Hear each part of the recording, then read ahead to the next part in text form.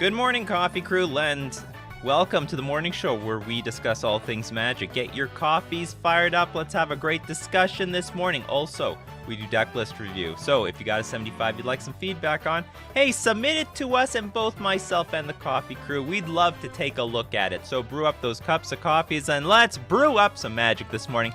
Welcome to Coffee and MTG for August 11th, 2021. I am your host, Nikachu, the Merfolk Master. Good morning, everyone. Good morning to the amazing Wally, Mareep, Mikey J, Michael Jones, Tyler Gold, Colin, Cherry Waves, the Iron Warlock, MTG Ectoplasm, Henry, Benjamin, Chris Fraser, Trevor, Tyler, Rebecca, Ben Mansfield, Ethan 6mm, Benji, Scott, Kevin. Who else do we got here? We got Skylar, MTG Blocks, David, Sir Butterballs, David again, Michael. All right, good morning, everyone. Good morning, Lord Magicus, Laughin', Frank M. Welcome. All right, good morning. So, what I really wanted to talk about in the morning was actually our sponsors, FusionGamingOnline.com. That's what I wanted to talk about. Deal of the week this week, 15% off all Modern Horizons 2 singles and sealed product. Holy crap. So if you wanted to buy into Modern and you're terrified of the prices, you're like, these prices are too high, you get 15% off of the new cards. I mean, and that includes Force and Negations, because you got to get the fancy Force and Negation with the old border. Now at FusionGamingOnline.com. That's an amazing deal, and if we can sweeten that deal a little bit more, we can give you an extra 5% off if you use coupon code Nikachu at checkout. Please do that. It gives it helps you and also gives me money.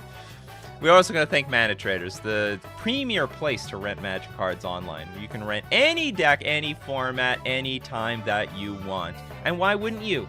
In this modern landscape where like a new deck rises to prominence every other week, and the new deck of 2 weeks ago becomes old, you got to be changing your deck or adapting really quickly, and you can rent those decks with Mana Traders. You can support the channel using my Mana Traders link in the description below, or save 15% off your first 2 months using coupon code Nikachu.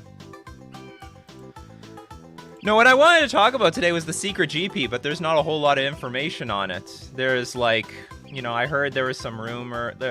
I couldn't find concrete information about this, but like they're open, which was supposed to be like a 35K drop to a 1K because of the attendance. And maybe that was a good thing. Maybe that was a good thing that this GP wasn't insanely popular, spreading disease and stuff like that. It was a nice, humble little GP. But if anyone heard about the secret GP, it was a secret, apparently. It was like, I don't even know how they advertised it, but it was like literally GP with judges and vendors, so. And a playmat. Not many playmats are in existence. Someone messaged me the other day that Alex Bertoncini somehow got a hold of a bunch of these secret GP playmats and is now trying to sell them at a huge premium because there's like almost none in existence. He should be holding on to it. Maybe, can I find any info on this? Let's see, hold on.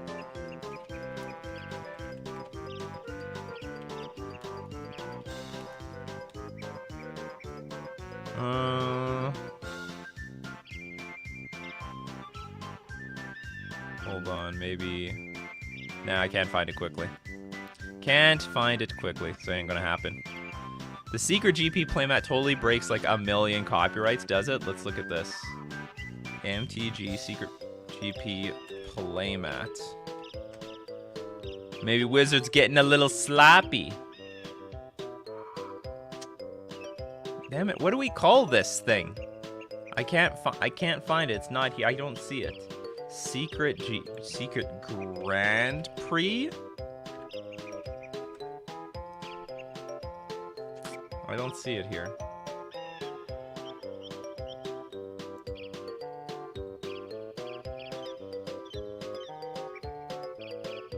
Maybe we can find it on eBay. We're gonna look on eBay. Secret Secret. No. Hold on. Playmat. Secret. It's a secret, people. Nah, I don't see the damn thing. It had a very distinct look.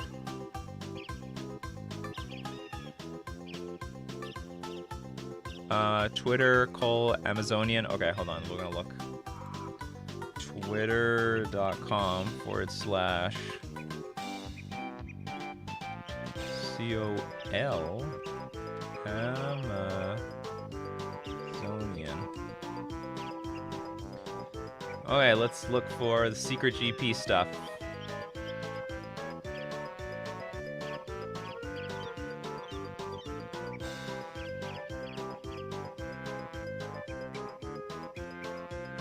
Oh, is this it? I think this is it. Computer and gaming universe. Holy crap, yeah, they are breaking up. Look, we've got Goku here, we have Liliana, we have, is this Princess Peach?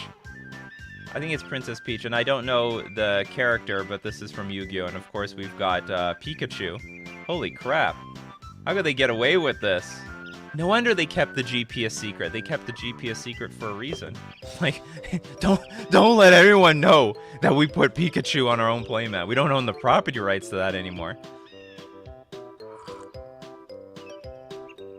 Who is even the artist? This is hilarious. Aaron says, I can't wait to start going to GPs again. I'm going to 1K in a couple of weeks. I can't wait for GPs too. I mean, the moment there's a GP, boom, I'm booking my flight. I'm going straight there.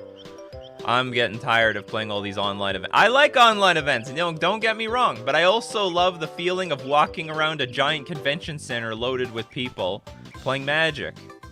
I don't mind the convention centers. The convention centers are good for me. Mikey J, the secret open was advertised on a local Facebook group. I'm in like 3 days before it started. Wow. No, I think I heard about the secret GP way before 3 days. Like, it was known like maybe a month in advance. There's a secret GP coming up.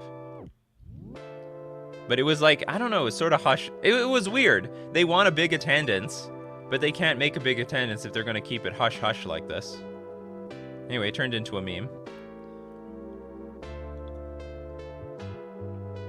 It was the DashCon of GPs. That girl might be from MetaZoo. Oh, maybe. That's possible. Ah, because they got like all the trading card games, right? You know, we got the Dragon Ball Z trading card game. Does that even still exist? Dragon Ball T. I'm pretty sure there was one. Yeah. But is this like a dead game, or is this still going? $14.95 for a... Oh, it's a box. It's like a starter set. I thought it was like a booster. Then we got Magic the Gathering. Then I guess we might have MetaZoo. Then we have Yu-Gi-Oh! Wow, no Flesh and Blood. Unbelievable. Wow, they just shafting Flesh and Blood. They're like, you know, you're not even worthy of being on this playmat. You haven't stood the test of time. That's pretty rude. Especially since Flesh and Blood is like the new hotness right now. They're basically stealing Magic the Gathering Online's pro structure and doing quite well with it. Which says this should say something to Magic the Gathering. You know, you got to go back to the old system. There was something. It worked. Juan says, hey, Nikachu, I'm Juan. We spoke on Instagram the other week. I sent the video you made to Facundo, and he was pretty happy. You really made him change his mind. Thanks. So what ended up happening is Juan said his friend was getting sick of Magic, was going to sell the collection. And I sent, like, you know, you can do these Instagram videos, and I sent a short video. Look, Facundo, you can take a break. Everyone gets sick of Magic. I'm sure everyone in this chat said at one point or another, fuck the game, I'm quitting, and, you know, whatever, I'm not playing. And you're gonna take a break. Everyone's been there. You know, we all get frustrated or we get burnt out, and that's fine. That's normal. Happens to everybody. But the biggest mistake every Magic player has ever made, and they've admitted to this, is that they sold their collection. Is the single largest mistake everyone has made. Because whether you come back to the game a year from now, like even a few months, a year, 5 years, 10 years from now, you will come back. And when you do, you will grossly regret selling all your cards. You'll find out, wow, so many of the cards have exploded in prices. Now, if I want to buy the same cards I used to love, I'm going to have to pay like 3-4 times as much. Anyway, that's what I said. So Facundo, maybe he has got to take a break, but don't sell the collection. He's going to be back. It's going to be back. You're all going to be back. We all come back. We've never actually left. We're never gone. Athens says there might be an issue of attending GPs for Canadians due to the border rules with the states right now. Yeah, probably. It's, I mean, it might change over time, but at the moment, yes, there is a problem. So, us Canadians, we gotta make our own GP with blackjack and hookers, and it'll be all good. Mikey J, suffice to say, it seemed like bullshit, and the Meadowlands are basically a death trap. Shadow over Innistrad opted out of going to the Fry Fest of MTG. What? I have no idea. I don't know what you're talking about, Mikey J. Has Demlich done anything? Everyone was hype on it. Well, the answer is no. In terms of what it's done. The thing, well, here's the deal with Demlich. We were only hype on it because it looked like the only card that could potentially be good coming out of for the Forgotten Realms set. That's all.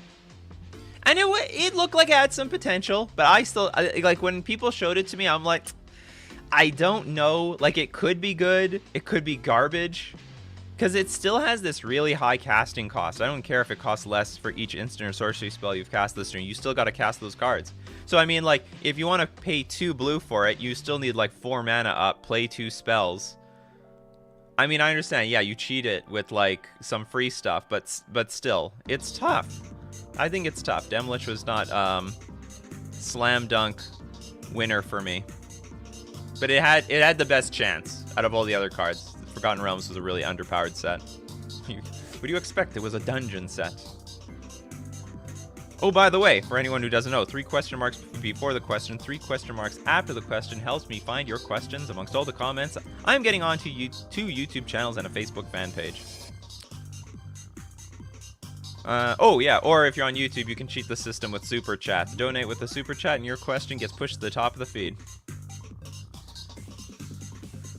First, though, I say thank you for giving me something to listen to as I sort bulk. What's your favorite cycle of basic lands? You know what? Maybe my favorite cycle... Can I call this a cycle? Maybe the Masks block lands. It's, and specifically the islands, just because it's nostalgic. Okay, check out what we see when I look up Masks block island. Masks show up. Mercadian masks. There we go. So these are like maybe I really liked this island when I was a kid. These 2, actually these 3 were my favorite. I really like these 3 islands. This one I thought was dinky. I didn't like. Look at the calm waters. I don't care about it. I like this one. I like this one. I like the jagged rocks. So this ended up being my favorite land cycle. I still have those lands. But it's hard for me. Like, I like a lot of lands from many different cycles, but I think out of the Masks block cycle, I like, you know, I can enjoy like 75% of those lands. Dragon Ball Z game is huge here in the Bronx of New York. It's bigger than Magic at the local game store. Interesting. Dragon Ball Z still holding its own. Has anyone ever asked you to sign their cards at a GP or anywhere else? Millions of times. I gotta make sure I'm showing up with my Sharpies. Gotta show up with many Sharpies. Because if I don't, you know, people, how else do I sign their playmats? But yeah, I've signed tons of stuff. I've had matches end and I got people waiting for me to sign their stuff. It's normal. It comes with the occupation of being famous. So, nothing unusual. Yeah, I signed cards, playmats. What is the strangest thing I signed? I don't think I've signed anything unusual.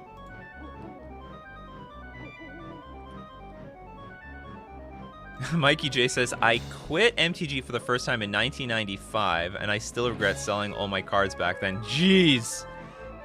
Well, maybe you learned early enough that you didn't do it again. So you have, I don't know when you got back into the game. Maybe like if you still got back into the game 1998 to 2000, that was a good time to still amass a good collection of cards. Sir Butterballs, 20 plus years I never have, but because of cost, I have moved to only singles. Can't keep paying more for less, right?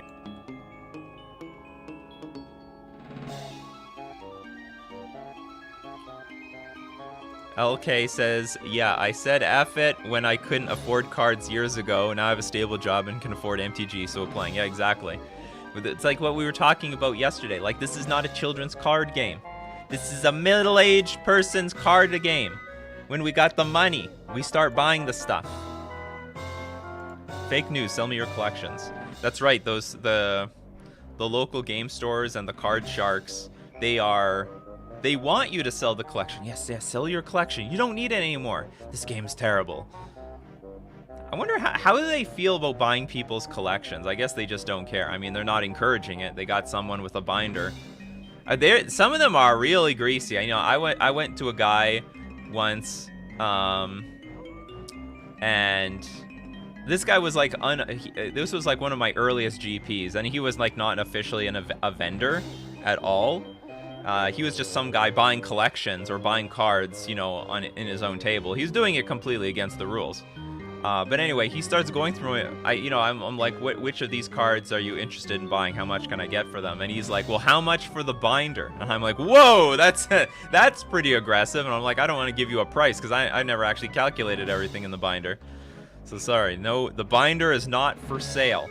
The binder is not for sale. And then, to be fair, the Magic players who quit for good and sold their collections would never come back to tell you about it. Well, they did in the Reddit thread. So there was a Reddit thread about, like, if you could tell your past self something or what was your biggest regret. And in both those types of threads, it was, like, selling their collection. They very much regret selling their collection. Especially, it hurts even more for the very old players because they had reserve list cards, right? So I should sell my Arid Mesa set? No, don't sell your Arid Mesa set. Longest break you ever took from MTG? From 2002 to 2010. That was 8 years. Because I moved from MTG to chess. I played chess for about 4 to 5 years. And then somewhere in the blur of all that, I started playing poker around 2006, 2007. And then I played poker up until around I was playing poker up until 2011. Did I get back into Magic too? Yeah, I think I got back into Magic 2010 temporary. No, maybe it was earlier than that. Maybe it was 2009. Wherever Worldwake came out, I was playing around Worldwake. Yeah, maybe it was around 2009. Scrub and Scrubs, do you or the Fish Fam know of a cheap Magic the Gathering Online vintage deck I can rent using the base subscription at Mana Traders? Why don't we go look? Let's go take a look. We need 100 tickets? That's tough. Okay, unfortunately, MTG Goldfish doesn't give us the Magic the Gathering Online price, so we gotta, like, sift through it. Holy, let's move on. Too many zeros in that number. 946 ticks. You know what? I guess it would be a Dredge. Let's look up Dredge. This is still money. What is going on here? What costs money? Grief? Force a Negation? Force a Will? Just play it without these cards. Oh my god, the sideboards. Oh no, hold on. Let's go to Magic the Gathering Online prices. So it's still Grief. Okay, nothing changed. Still Force a Will. Still Force a Negation. Oh my god, Force a Will is... Oh no, is this per? No, I think it's for the whole playset. You gotta play without a sideboard. The problem I'm seeing here is that Burn doesn't exist in Vintage. And if it does, it's just garbage. So the problem I'm seeing here is that your sideboard is going to be very expensive, and it seems like, things like I can see Force of Vigor just being super important in every deck. So no matter what, you're gonna have to play without good sideboard cards if you want to play with. If you want a $100 subscription, like the 100 tick subscription, I don't think you're gonna do it.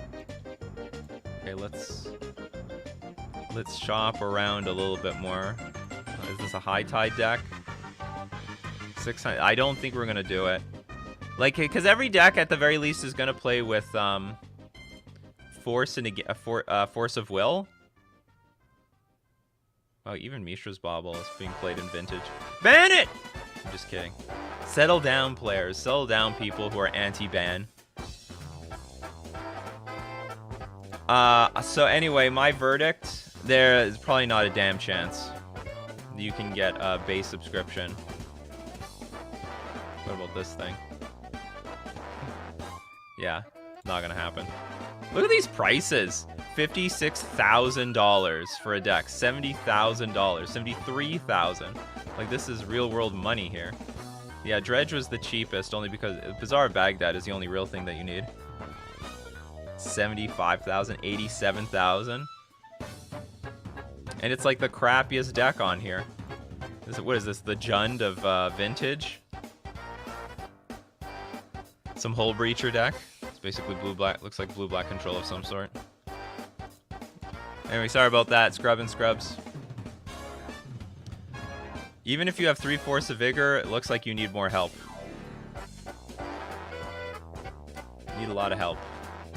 The New York Giants says, hiatus in 08, came back in 2014. Formats changed, sold collection to get into Modern. Sweet. Well, you came in at a really good time, actually. Yeah, Modern was really taking off between 2013 and 2014. I mean, that's when this channel was created. And, you know, everyone, Modern was the new hotness. And Modern was so hot, you can see how even to today, it has so many beloved followers. One guy sold his collection yesterday because he had to replace his engine in his car, total of $7K. That is a reasonable reason to sell your collection. I've heard those stories before. It's not a rage quit sell, which is very different. It's like, I need the money. Look, I put a bunch of money in my cards. They've appreciated in value, or at least they stored the money. Now I need the money for some very important life stuff. 7K? Jeez, I feel like you can just buy a new car for that much money. What initially drew to Merfolk? I loved Mono Blue Devotion in Standard at the time. It was an archetype, and it played Master of Waves, and it played Tidebinder Mage. It played Merfolk, but it played a bunch of other blue creatures. And Merfolk and Modern was very similar in style. And it shared the cards anyway. Hey GP, doing great today.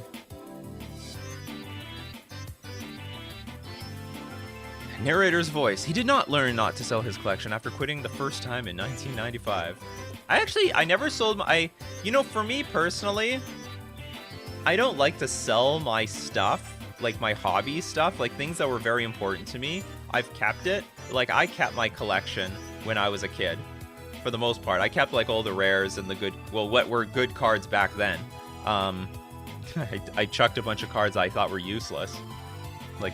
Bribery, for example, back then was like a 25-cent rare. It was like a bulk rare. Oh, you're gonna look at your opponent's library for a creature? You're probably gonna be dead by then. What a stupid card.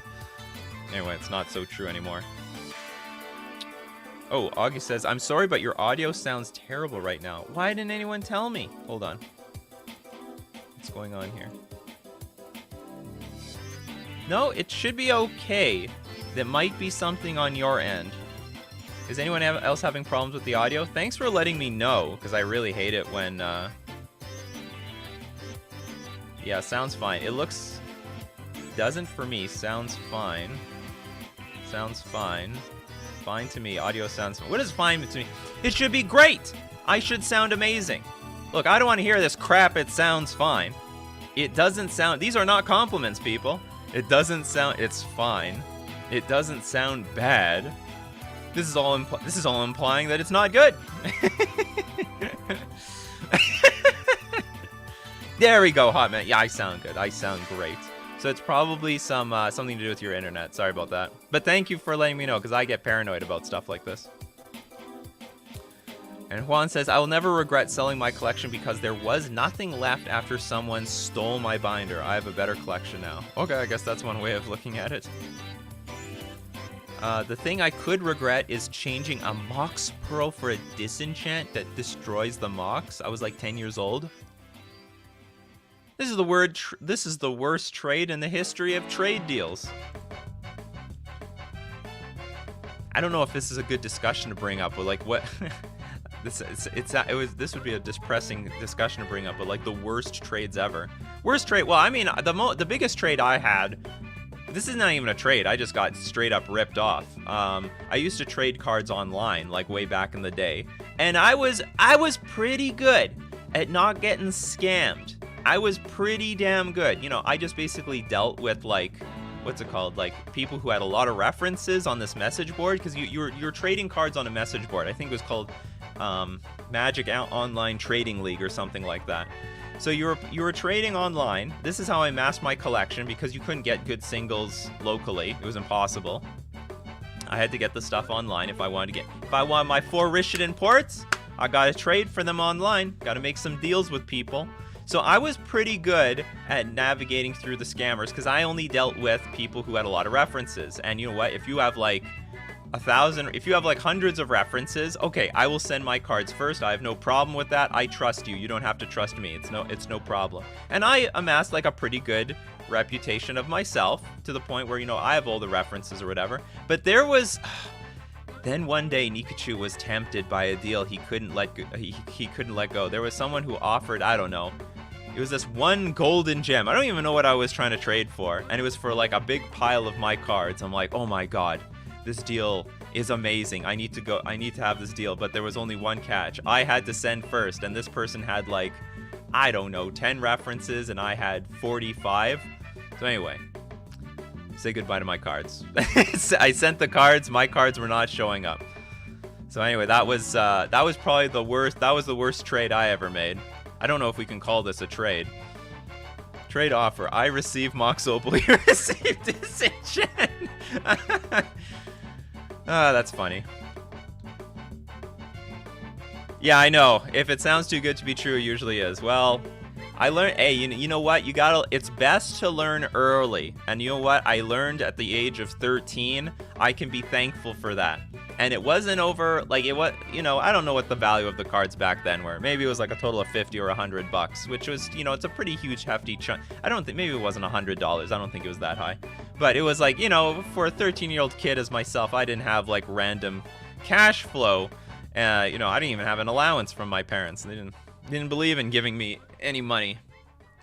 So anyways, it was a pretty big loss for me at the time, but it was a good lesson. You got to learn the lessons early. You know, if you get ripped off, it's good to be ripped off small, not ripped off large later in life. I've seen people trade Moxen for Draco. Oh god, that's awful. That's just terrible. I saw a Mox traded for... I could see that at the time. You know, a long time ago, people couldn't appreciate the Moxes very well, but people loved Royal Assassin. Hey, Nikachu, I got some oceanfront property in Arizona for you, yeah. What do I gotta do for this? I think my worst trade was a Tundra for like $20 rare cards, but how long ago was that? It probably, like, maybe in retrospect it was a bad deal, but I think back then maybe it was reasonable. Because Tundra was like $40 to $50 back in the day, but I don't know how long ago this was. Of course, these days people don't like to trade away reserve list cards for non-reserve list cards. You know, that's not a good deal. Unless you're a store and you need the inventory. Apparently they do that. They'll be like, here, have a Tundra. I just need a bunch of cards to sell. I saw some interesting question here. Tyler Roberts asked, how do you deal with toxic opponents? You know, I don't have a good answer for you, because I fucking laugh at toxic opponents. When my opponents get, like, you've seen it on the channel before, and it's unfortunate we don't get this anymore, but no one salts off to us in the chat anymore. But when people did, my brother and I, we laugh our asses off at this. You know, the salt, I have so much trouble keeping myself from bursting into laughter at the local game store or even at the GP level when my opponent is clearly steaming out of his mind. Like, because why are you so angry at this card game? And of course I know it's because, you know, they don't have the appropriate perspective on Magic the Gathering, which is why they act like they do. But okay, I will put it like this. You have to sort of maybe you have to be more specific about why they're being toxic. Now, this is not an excuse for players. I think everyone should play with sportsmanship no matter what. But do understand that when you enter a competition, especially a more competitive one, that people have some expectation of winning. you know, they had this great idea. They were preparing and playtesting for like days with their friends, and now they're employing it in the real tournament, and now maybe they're getting mana screwed, or their idea sucks, and you know, reality is hitting them. They're going to be disappointed. This happens in competition all the time. You see it in baseball, you see it in hockey, you see it in football. People are just, they're angry, they're throwing stuff when they lose. It's pretty human nature. That's why at a casual level, I think things could be, you know, should be all, you know, I think Wizards should focus more on casual if they want to build a community. But so long as the game is focused on competition and winning, you're going to end up with these players. So you just have to understand from their perspective, like they are taking it more seriously than other people. They shouldn't act like they do, but don't take any offense to it. It's not a you thing, it's a them thing. And you gotta like a little child crying, you just gotta let them steam and don't take any offense to it. If they're attacking you, I mean, they should get kicked out of the store, because they shouldn't do that anyway. Like I said, I'm not trying to excuse their behavior. I'm just trying to make you understand their behavior so you don't take offense to it. I've never taken offense to anyone being well, I don't know the extent exactly what you mean by toxic, because I mean, if they're just outright insulting you, well, and they should just get kicked out of the store, because no one needs to see that.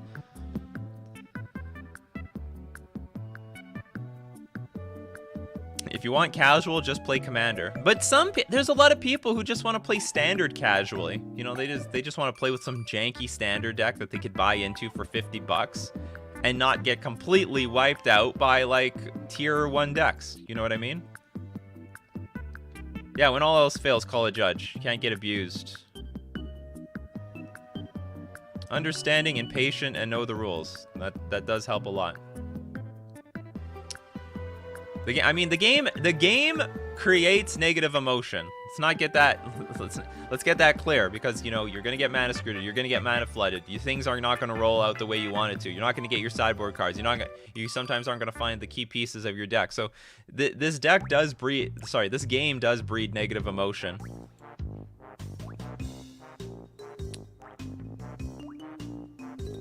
As a toxic opponent, how do I deal with level-headed opponents?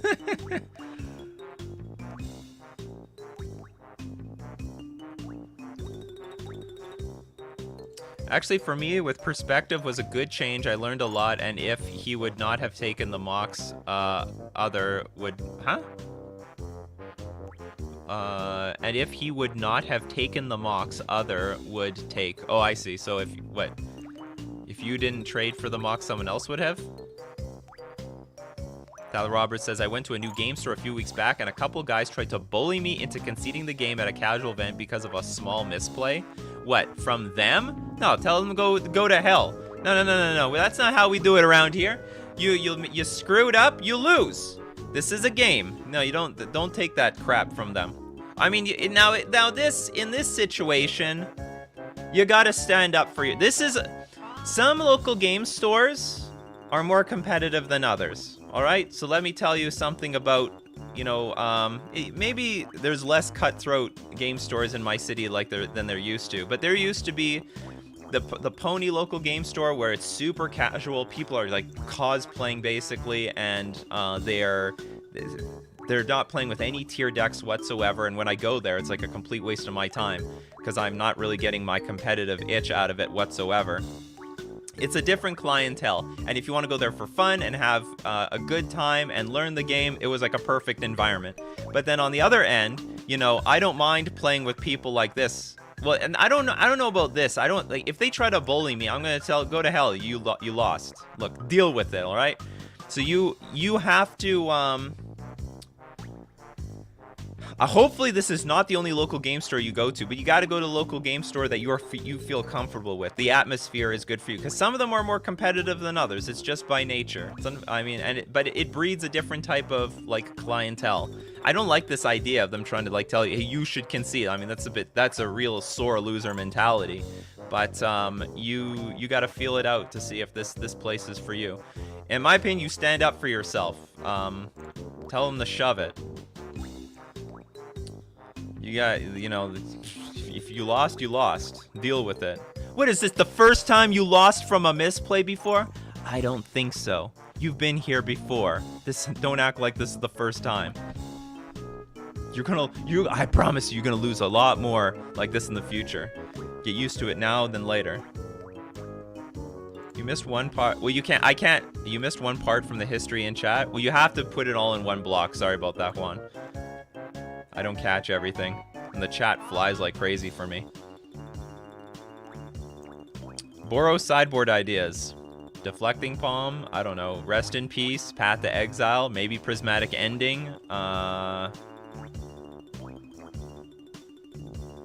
I'm thinking, like, when you're talking Boros, I'm thinking, like, Burn. You know, like, not Searing Blood.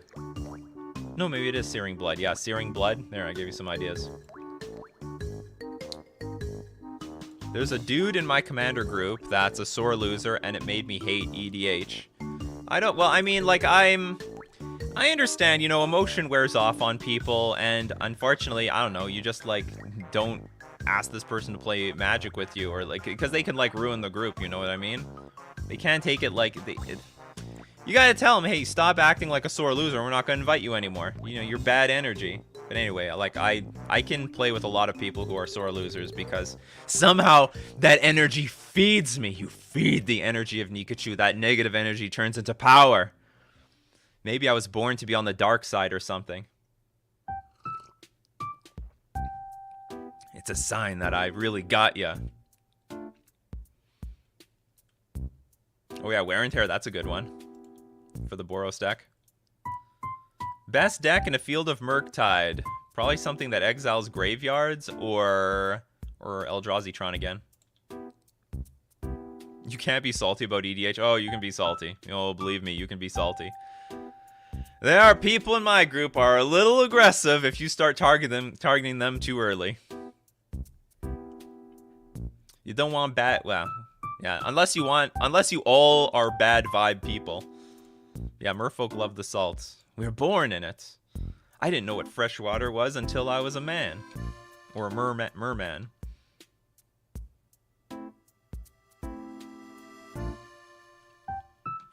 I guess the deal is, if you're gonna be salty, you need to be in the company of other salty people.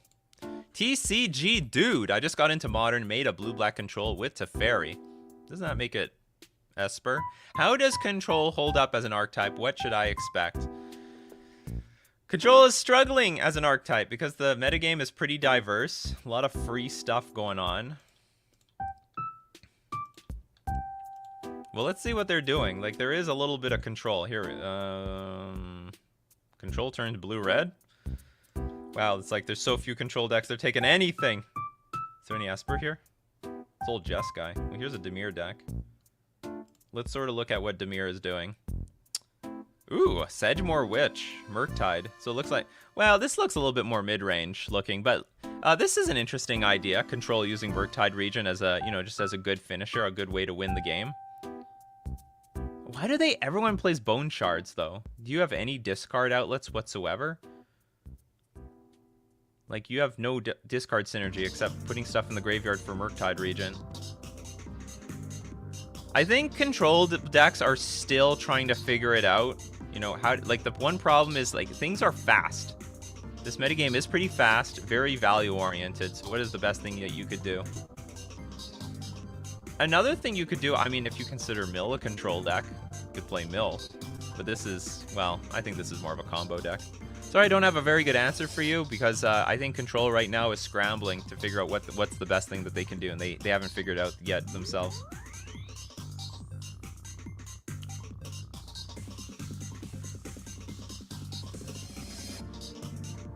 Is Infect still good in Modern? Not really. The problem with Infect is, like, removal spells are at an all-time high, and it's a slower deck than or it's a more vulnerable deck than Hammer Time. So for the most part, it is. I mean, you can make it a thing, but it's not very popular. Favorite commander, Thassa, God of the Sea. Let me share my Thassa with you. Last time I played Commander, I forgot that I had this in the command zone. I just didn't play my commander for like 5 turns. Well, the thing is, someone stole it with an Olivia. Was it Olivia Valderin? Someone stole my Thassa God of the Sea, so it was just gone for like 10 turns. And then when the player died, I got my Thassa back. But then I forgot that it was in the command zone. Bought 2 boxes of Modern Horizons and got 3 Ragavan and a Murktide. Is it a sign? Yes, it is a sign. You have to build the tempo deck. They're trying to tell you something.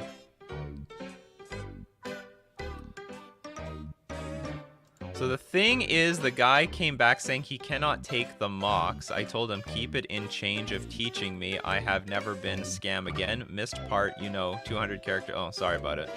Oh, maybe the story. We gotta make a really short story. Traded this for this.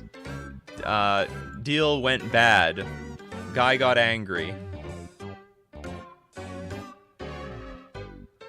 Tron is the best control deck, fight me. You know what? Tron is maybe making a comeback. I don't know if anyone saw my last leagues, but out of 10 games, I saw 3 Tron decks, which was way above, and we're not Eldrazi Tron, just regular Tron, which is way above what I thought I was going to see, because I thought Tron was just stone dead. But Tron's making a comeback. It did make second, or it tied for first in one of the Modern challenges. Clark Lovejoy, what rare land cycle do you think Wizards should print the missing half for first? Or do you think an existing cycle needs reprinting more? The missing half? I think they should just give us the rest of the Horizon lands. It would help so much for like Gruul, Azorius, Dimir. I don't know about the other color combination. Selesnya probably doesn't need it. Well, Selesnya, we already have the Selesnya one. We have Horizon Canopy. But I would like to see the finishing of the Horizon lands. What do you think of 4-color Omnath Pile as a control deck? One of the playable ones, I would say that. You know, the Bring to Light, Niv to Light things. It's pretty playable.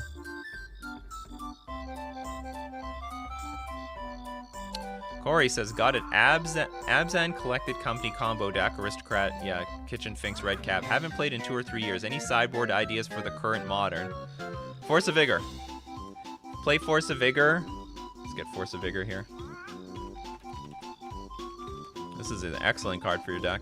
Because if people bring in Grafdigger's Cage or any artifacts to shut down your ability to search your deck or to bring creatures back from the graveyard, you can blow them all up at once with Force of Vigor. You can either cast it for 4 mana, or you can pitch a green card in your hand and destroy two artifacts. I think this is this is a pretty good way of beating cards. I'm not sure if it fits the deck, but I would assume it would be reasonable. This is like a card that stands out to me, which is a new card that you could use. Maybe I'm wrong. Also, maybe you could use the new green elemental card that destroys artifacts when it enters the battlefield.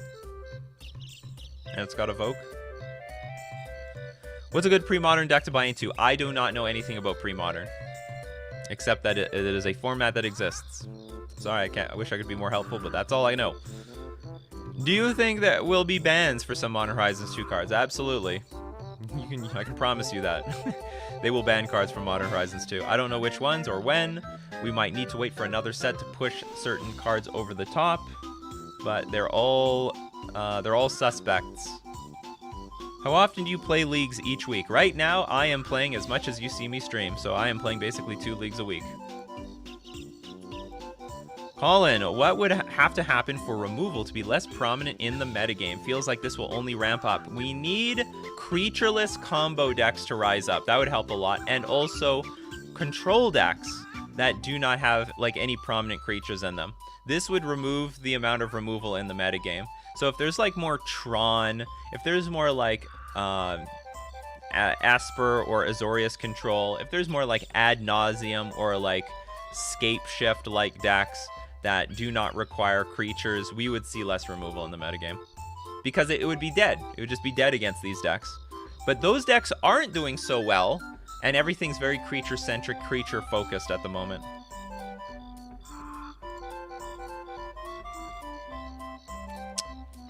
What's with snow-covered lands? Snow-covered lands unlock special abilities from cards that, well, if you have snow-covered stuff. So let's look at, like, Skred. So So here's a card, 1 red mana, it's an instant, deals damage to target creature equal to the number of snow permanents you control. So if you have snow land, there's snow creatures, there's snow lands, there's snow enchantments and artifacts. If you have, so based on so normally, 1 red, what will that do for you? Maybe 3, maybe 4 damage to a creature. But if you've got like 10 snow permanents in play, 10 snow lands, for example, you can deal 10 damage with this. Then there's things like, what's it called? What's the board wipe? Dead of Winter. Then there's Dead of Winter, a black and 2 generic. Also, non-snow creatures get -X until end of turn, where X is the number of snow permanents you control. So the more snow lands you have in play, the larger you can, the more toughness you can kill off of a creature. Or like the higher the mine. I don't know how to call this. It's like it's not dealing damage. The more negative you can like reduce their toughness. I don't know how to word this. This is very funny. I want to say you want more of something that takes away something else. Can we change the song? No, this is a good song. This is TikTok Wood. Click Clock Wood. Why is Mishra's Bauble so good with it? But it's never played with it, but it's everywhere. Mishra's Bauble is being unlocked by a few cards. First one is, so first off, it is just a really easy way to get an artifact into your graveyard, which can help set up Delirium. Delirium is an ability. If you have 4 separate card types in your graveyard, you get to unlock something good. So like Dragon's Rage. I think this is good enough. Dragon's Rage Chandler has Delirium. As long as there are 4 or more card types among cards in your graveyard, Dragon Rage Chandler gets +2/+2, has flying, and attacks each combat if able. So you get to unlock abilities with Delirium. Then there's been classically cards like Tarmogoyf.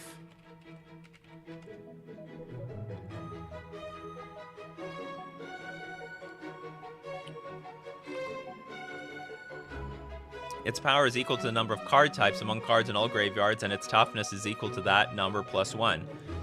So the more card types you have in the graveyard, the bigger it gets. So you effectively make your Tarmogoyf a little bit bigger. It also helps.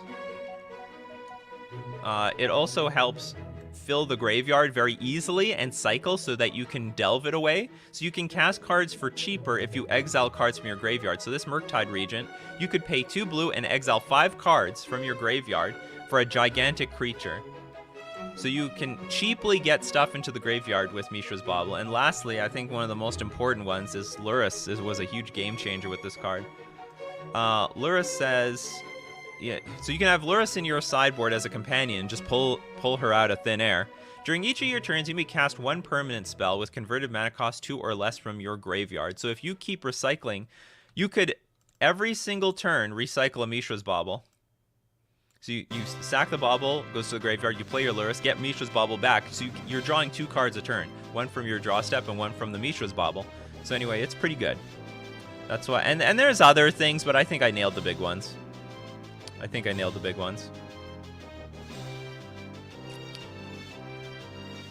The card was fine before Lurrus. Well, yeah, I guess you could. It was not out of line. We'll just put it that way.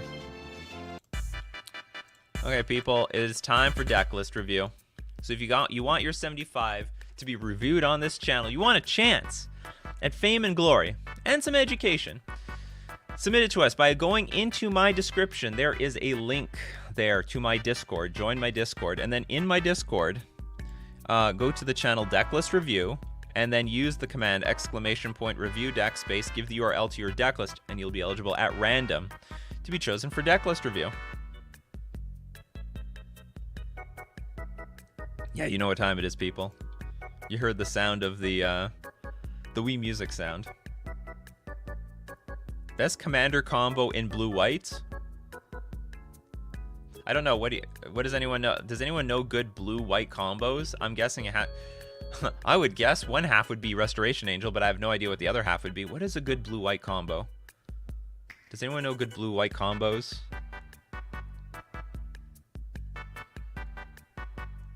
I can think of combo pieces in white. Restoration Angel, Pestermite, Deceiver, Exarch, but I don't know what to combo with.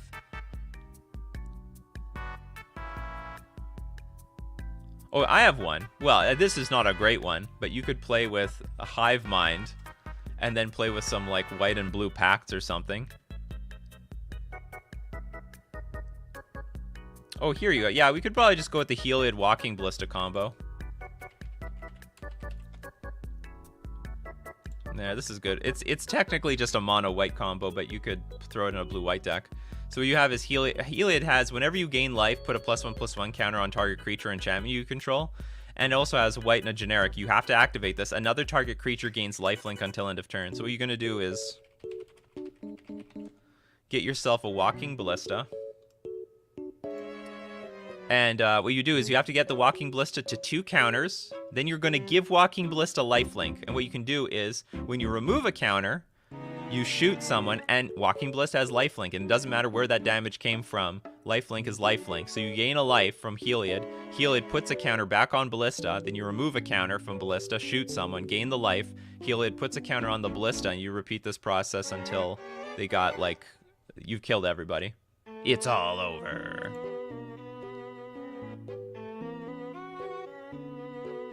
Zombie and mind over matter. Well, I mean, and even better than that is what's it called? What's the wizard tap, draw 3 cards? I mean, that works even better than mind over matter. Oh, sorry, better than Azami. Ooh, Thought Lash. Yeah, Thought Lash, and actually, I have this one too. So Thought Lash is 4 mana, cumulative upkeep, remove the top card of your library from the game, but you're allowed to remove the top card of your library from the game to prevent the next 1 damage that would be dealt to you this turn. When Thought Lash's cumulative upkeep isn't paid, remove your library from the game. That's okay. But you can use Thassa's Oracle. You need to have this in your hand. So you exile your library, play Thassa's Oracle, and boom, you win. Anyway, okay. Let's go look at some deck lists.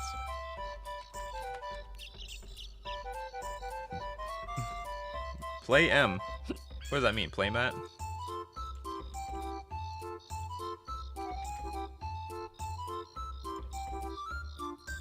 Speaking of blue-white control, Play M says, alright, we're going to play blue-white control in Modern. Alright, we got 2 Teferi Time Raveler, 2 Jace the Mind Sculptor, 2 Teferi Hero of Dominaria, 3 Snapcaster Mage, 3 Prismatic Ending. I'd up that to 4. I'd up that to 4. 1 Supreme Verdict, 4 Opt. I might have none of those, actually. The last time I saw Control, they like didn't play Opt anymore because they just can't afford to play Opt anymore. Path to Exile, Spell Snare, Counterspell, Archmage's Charm, 2 Force Negation, 3 Cryptic Command, Castle Vantress, Field of Ruin, Flooded Strand, Glacial Fortress, Hollow Fountain, Mystic Gate, 2 Plains. Yeah, this is fine. You got 1 Triumph. That's so fine. That's fine too because it helps with the Prismatic Ending. I mean, I'd probably I'm not sure. So I'm not a super control expert, but like control players were starting to dump the Opt near the end. They were starting to feel the squeeze of like this card. But is there anything else you can do on turn 1? You can play Prismatic Ending. You can also play Path to Exile. My gut feeling says you should remove the Opt, add a Prismatic Ending, add maybe a Snapcaster Mage, add a Spell Snare, and actually, is Spell Snare even good right now? I don't know. There may not be that too many 2-mana cards. And maybe a Cryptic Command or a Force Negation or something like that. Opt is like, it just sinks your time. Like you really need every turn. You really need to be spending your mana efficiently and really well. It's really important. Outside of that, Engineer Explosives, Dispel, Prismatic Ending, and this would probably free up some of your sideboard slots as well. 2 Aether Gust and Disenchant, Rest in Peace, Force Negation, Geistless Entrapped, Mystical Dispute, Timely Reinforcements, and Supreme Verdict. Now, there is another wild idea. Like, this is really wild. But I saw some control decks do this. They played Chalice of the Void in their deck. No joke! They just didn't play with Path to Exile. They can play Prismatic Ending with a Chalice on 1, because Chalice is just so strong right now. I've seen some... I don't know if they really stood the test of time, but I know a lot of people were trying to play test Chalice of the Void in the deck. Colonnade is the big win con. Colonnade is really clunky these days. Everyone's dropped Colonnade. Colonnade is not what it used to be. I know a lot of people, yeah, you're suggesting Colonnade, but like all the control players drop Colonnade for the most part. I'm fine if there is no Colonnade in this list. Why doesn't anyone play the card Shenanigans? They do. But it's the combo decks that are protecting themselves from artifacts. The big win condition in this is just going to be like Teferi, Hero of Dominarian, Jace the Mind Sculptor. Pretty standard for a control deck.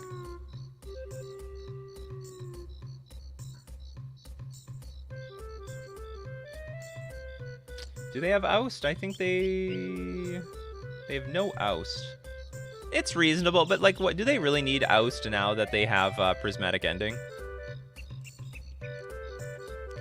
Search for Azcanta is like a pretty dead card these days. It's just too clunky. It's too you tap out on turn 2 and you do nothing. You could be dead by turn 4 by the time you flip it.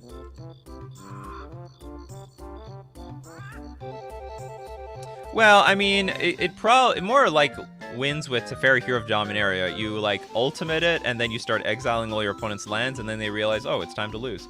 Oh, that is a good suggestion. I like that one. I like Solitude because it can be a win condition and it can be just a way of like desperately dealing with a card on the battlefield. So yeah, you know what? Maybe instead of some opts, you add the Prismatic Ending and you add like 2 Solitude and I don't know, a Cryptic Commander, Force Negation, or a Snapcaster. I like the idea of Solitude, and it's a pretty good stabilizer too, because Solitude, it's reasonably costed. Like it's 5 mana. It's not that much for a control deck, and it has lifelink, so you can like get yourself back from a dire situation if you took too much damage too early.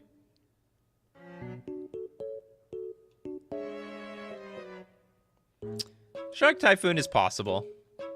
Not mandatory, but it's possible. I just think Shark Typhoon is a little... Well, yeah, I'm not going to say anything bad about Shark Typhoon. It's fine. But I just want to let you know, like, I don't know, let's look at some control decks. How many of them play Opt now? Okay, this one's playing Opt. Where's, like, a blue-white list? Here we go. Oh, this was Card Seller Weekly. I don't care about this.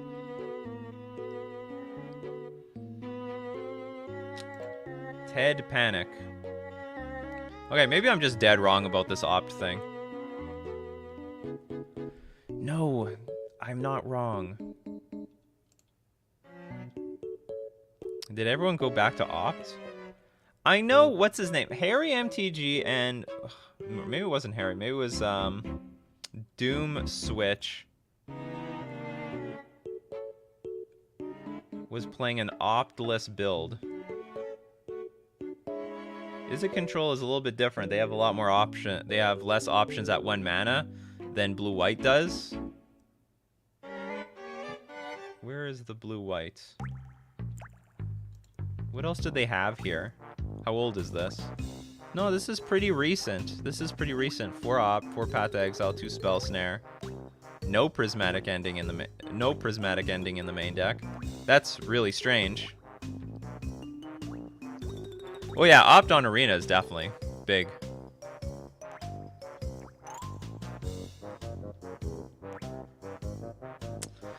Well, you can... Then in that case, I'm going to say you can just leave it as it is and just throw in 2 Solitudes somewhere. Not sure exactly what you remove, but I like the idea of using Prismatic Ending, and I personally don't think that it's... Like, Opt doesn't make sense to me in this metagame right now. It's 2 mana efficient to spend a turn to Opt. But I'm not going to... But, like, all the other decks here are still using it. But maybe that's why Control is not doing so well, because they're playing with Opt. That's not entirely true, but... Let's see, what is this? This is another 5-0. No, they're all running Opt. So screw my advice. I can tell you what, you can try without it, but if you want to keep it, keep it. Because, like, I can't... All the lists are playing Opt. I'm full of it. And I really don't want to go against the, what is proving... Like, it doesn't make sense to me Like, I've seen it when I saw Optless builds, I'm like, yes, this makes a lot of sense to me. You know, spending you have to spend your mana dealing with permanents and countering things early on the earlier portions of the game. And you have got to do that more than ever right now. But all the decks are playing Opt. So, take it as you want. Is Consider just better than Opt? Oh, yeah. This is just replacing Opt, right? Because you get to, because it does the same thing. Look at the top card of your library. You may put that card in your graveyard, draw a card. That's true. So all these control decks are about to get upgraded. All of them definitely want to put cards in their graveyard. Like, if you play Snapcaster Mage, there's no reason not to play Consider.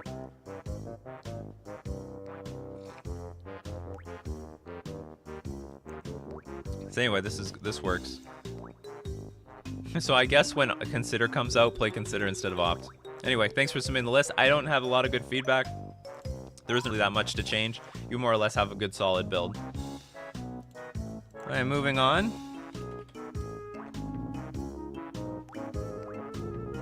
We have a Baby Yeti. It's been a while, a Baby Yeti.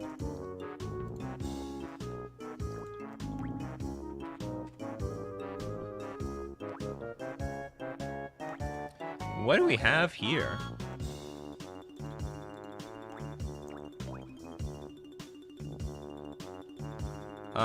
We've got Rock.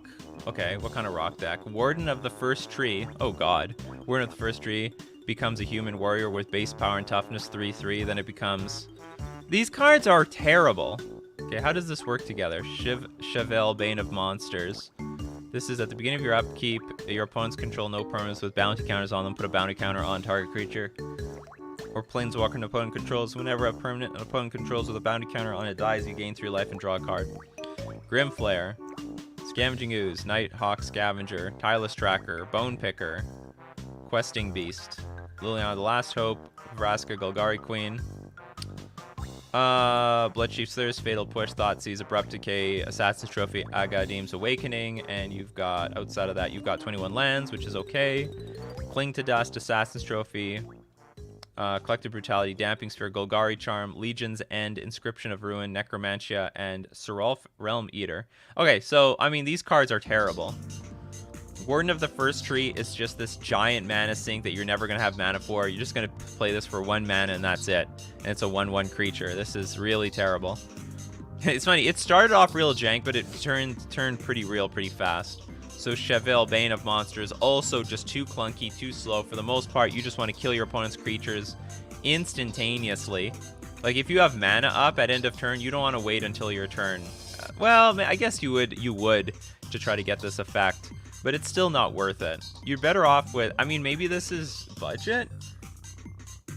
I think it has to be budget, right? Because you would just play Tarmogoyf instead of this. There's no Tarmogoyf in this deck. The spell costs 3 less to cast if a creature died this turn flying in Death Touch. That's fine. This is actually quite a fine card. Oh, is it Pioneer? Oh, it's Pioneer. All right. Still get rid of these cards. They're terrible. It's great. I always look at the format, except this time. I saw Grimflare, and it looks like a modern deck. It really looks like a modern deck. I didn't even notice the mana base. It looks so much like a modern deck. This is hilarious. Yeah, Tarmogoyf not legal in Pioneer. It feels like a modern deck to me. Okay, so if this is not a modern deck, you've got 4 Thoughtseize. That's good. Okay, you still got to take out these creatures. Okay, what can we recommend? And we need another 1-drop because we don't really need a 1-drop. We have some stuff here. But what are we going to replace this with, Coffee Crew?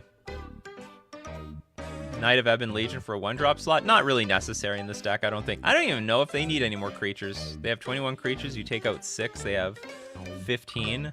Might as well put something in there. Hexstreaker is not legal in Pioneer. That is only a modern card. Mana Dorks aren't really good in these Jund decks.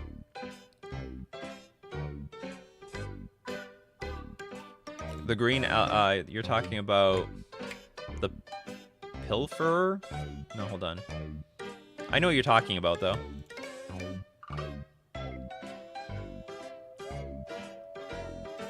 Isn't Deathrite Shaman legal in Pioneer? It is, but there aren't enough fetch lands to make it worthwhile.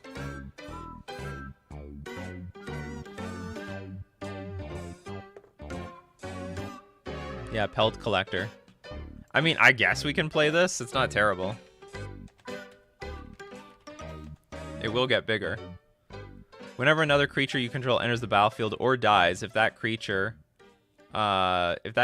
power is greater than Pelt Collector, put a +1/+1 counter on Pelt Collector. As long as Pelt Collector has 3 or more +1/+1 counters on it, it has Trample. This is looking to get reasonably large.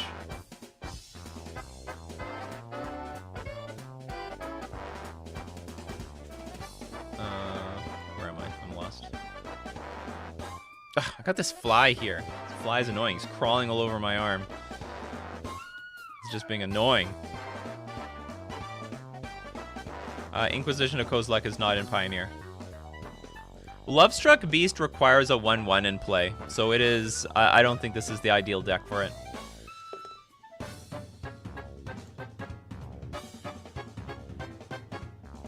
Would Deathrite Shaman be good as just graveyard hate and for some free wins when multiples are out? I don't know anything about Pioneer. It would be okay. It'd be okay. It has seen play. Yeah, maybe Murderous Rider is good. How about this? Okay, I don't know exactly what we should put in here, but like, how about 4 Pelt Collector and 2 Murderous Rider? Pelt Collector is not too bad. I think it can reasonably get to like, with what's in this deck, it can reasonably get to 3 power, sometimes 4. So here's Murderous Rider. It's a 2/3 creature that you can also use to destroy creatures and planeswalkers. No, none of this stuff is legal in Pioneer. People are trolling me at this point. We have Tireless Tracker in the deck already. So I mean, these are just clearly the weak links. These are just terrible cards. Nighthawk Scavenger is actually quite nice. It's pretty good. It's a pretty strong card. I might want one more of these over a Bone Picker, only because this thing can get really big. This might be your Tarmogoyf of the deck, right? So maybe you want like more copies of Nighthawk Scavenger in the deck, and maybe one less Bone Picker. This will be really clunky, and this probably is really clunky in multiples. Does Pioneer see paper play? I don't know if anyone's playing Pioneer in paper right now. I'm not sure. Local game stores are opening up. I don't know if Pioneer is opening up.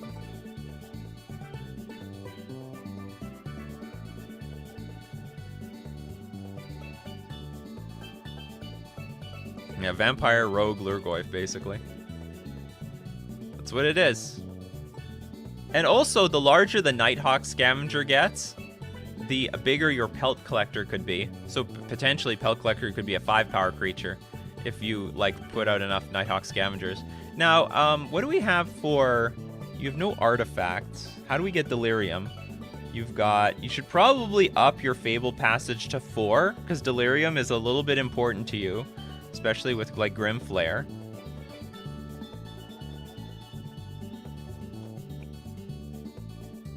You have land, instant, sorcery, creature, and planeswalker. I think that's okay to get Delirium online, but you probably need one more Fabled Passage.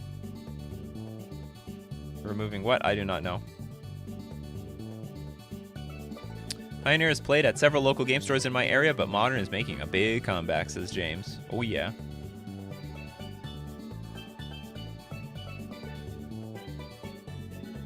Shambling Ghast? What is this?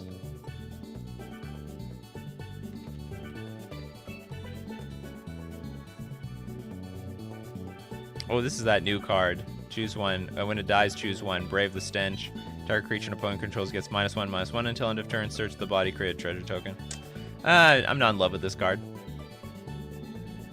Anyway, I think that's all the suggestions we needed for that deck, just to fix the first 6 cards. The rest of it is okay. There's nothing wrong with it. Well, you could add another Nighthawk Scavenger, because I think this is going to be your main payoff, your main win condition. When you've stabilized the board, you're going to be happy to rip that Nighthawk Scavenger off the top. And you know what? If it overperforms, maybe go up to 4, because that is definitely one of the stronger cards in your deck. All right, everyone, that's going to be it for Coffee and MTG today. If you want to check out the replay, you can check it out at Nikachu MTG Streams, my alternate YouTube channel. It's a different YouTube channel. Some of you are already there. How many people? 100 people are at Nikachu MTG Streams. Sweet. If I didn't get your comments, questions, or deck list, hey, we do this Monday to Friday, 9 o'clock a.m. Central Standard Time. Be there or be square. If you love to support the channel, you can do so at twitch.tv/NikachuMTG. You could drop a sub there. You could become a patron at patreon.com, or you could hit the join button on YouTube.